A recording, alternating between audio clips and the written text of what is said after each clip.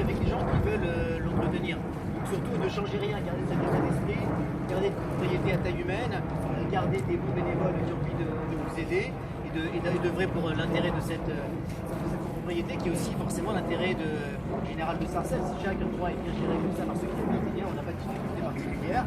Et quand c'est par rapport aux conditions des vôtres, ce sont des petits coups de pouce que vous demandez. Ça, c'est tout à fait dans nos cordes de vous aider. D'abord, c'est dans nos intentions et ensuite, c'est dans nos moyens, puisque ce ne sont pas des gros investissements, c'est débloquer juridiquement, trouver un contact, aider avec la région. Donc tout ça, bien évidemment, on va le faire avec vous, parce que préserver un cadre de vie agréable à Sarcelles, ça fait partie évidemment de nos ambitions. Le programme, en général, quand je le raconte, ça dure 45 minutes, donc je ne vais pas vous infliger ça. Vous avez la petite brochure. Par contre, j'ai fait une petite vidéo qu'on pourra voir dès demain. Donc en 5 minutes, il y aura un résumé. Mais vous avez ça là. Et vraiment, voilà, moi je suis content de votre invitation. Je repasserai avec plaisir. Peut-être qu'il y aura une fête des voisins, quelque chose. On pourra prendre le temps de boire un coup ensemble. Là, les derniers jours de campagne, on est chronométré. Hein, c'est un marathon. Mais voilà, moi ce que je voulais vous dire vraiment, c'est que bravo pour ce que vous faites. Continuez comme ça et la mairie sera là pour vous aider. Bravo. Bravo. J'aimerais juste rajouter une petite chose.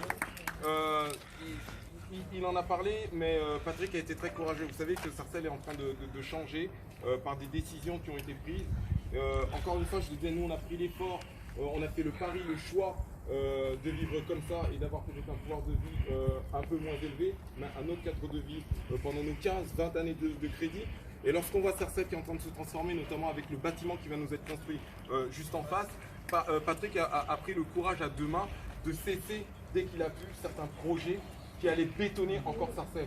Parce que je ne suis pas contre et il n'est pas contre, parce que lui et moi on a grandi dans les HLM, nous ne sommes pas contre et nous savons qu'il y a des gens qui ont besoin de ce type de logement, on est passé par là.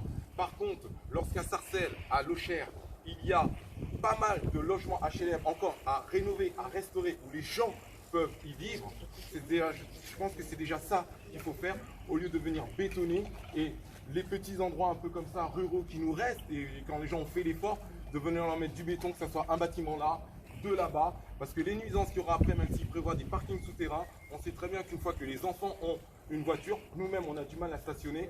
Ensuite, que ce soit les nuisances au niveau du bruit, de la circulation, les écoles, tout ça, quand c'est pas anticipé, eh ben, c'est des gens comme nous qui allons en pâtir. Je ne suis pas sûr que si on l'avait su, eh ben, on aurait signé là. On a fait le choix de signer à Sarcelles pour justement apporter des richesses à Sarcelles, apporter du cash flow à travers les impôts locaux.